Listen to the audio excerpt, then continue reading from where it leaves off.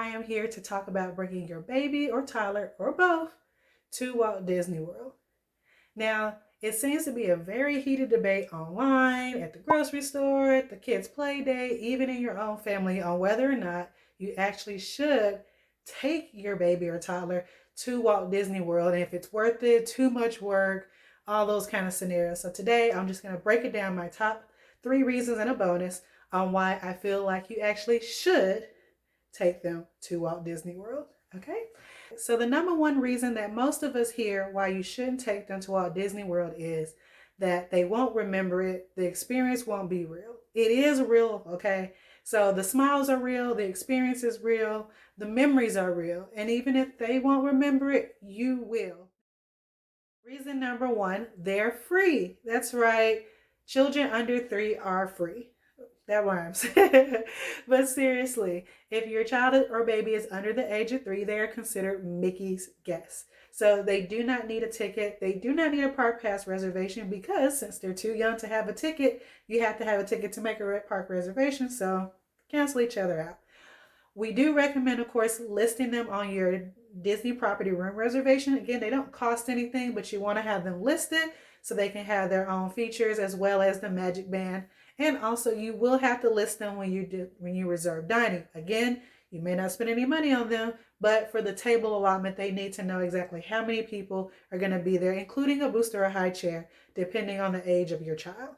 All right, I think this is a big thing because a lot of people think of paying all that money towards Walt Disney World and they feel like I'm gonna pay all this money and not gonna experience it. Well, for them in particular, you're not really paying all the money. The diapers, the clothes, the formula or food or anything that you would normally bring with you no matter where you go with your child, you're gonna have it with you at Walt Disney World.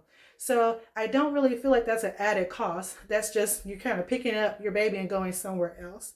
And I personally feel like when it comes to that, that's actually the biggest reason why I did take all 3 of my girls to Walt Disney World while they were all still babies because I didn't have to worry about paying for them. I just know I need to take care of them when I get there, which I take care of them no matter where we're at. So it wasn't a deal breaker for me. And I don't feel like that should be a deal breaker for you if you have this information. All right, reason number 2. So they can actually ride a lot of attractions. So the other kind of myth is that many people think because you have a baby or toddler, you're missing out on the Disney experience. Whether or not they can remember, for some people, doesn't even matter if they can't actually experience and have the fun, or you get left out as well because you have to care for the baby.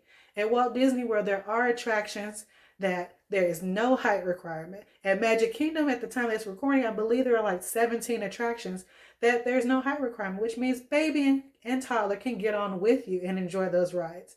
Also, I want to include when it comes to attractions, I wasn't counting all those shows.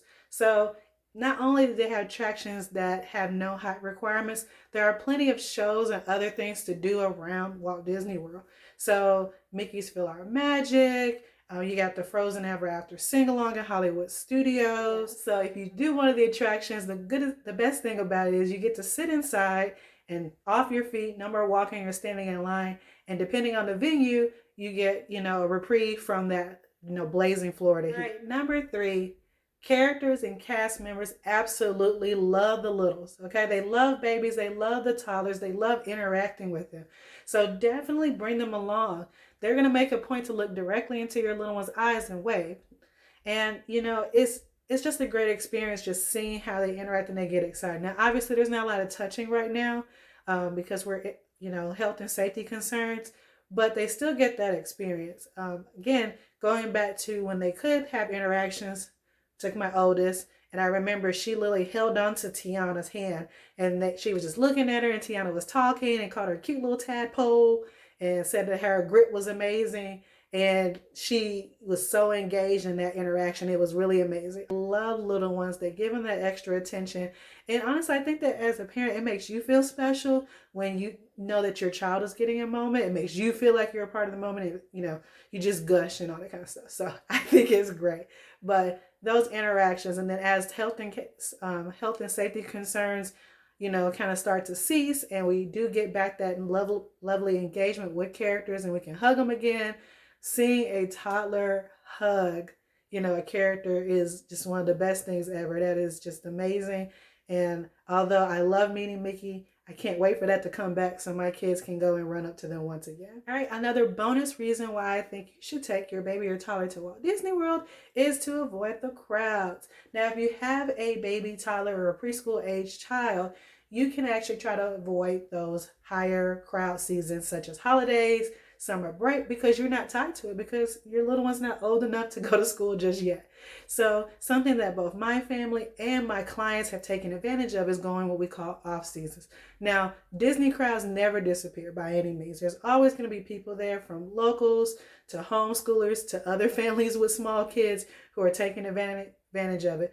But majority of the times, you know for a fact you're going to see higher crowds in the summer. You're going to see higher crowds during the holidays or any other type of school break, fall break, Thanksgiving, spring break, most definitely. So if you can catch times where kids are in school and you don't have to worry about navigating that, your trip can actually be a lot easier. You don't have to worry about the super long lines, as well as you're kind of just at ease. You're not navigating those strong crowds.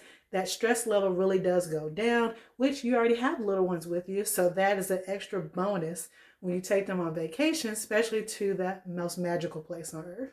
All right, so if you made it this far, of course, I hope that helps you with making your decision in regards to whether or not you actually want to bring your baby toddler, or even we're going to lump in those preschool age kids, to Walt Disney World. Now, if you don't want to do it, definitely don't feel that pressure. But for those of you that's on the fence and actually wanted to do it, but you feel like you're being pushed back the opposite direction, know that it's okay. Know that it's actually normal. Know that both you and your little one will have the most magical time. And baby moons are a thing. There are plenty of people who go to Walt Disney World after their little one is old enough to travel again, just to have the happiest vacation ever, okay?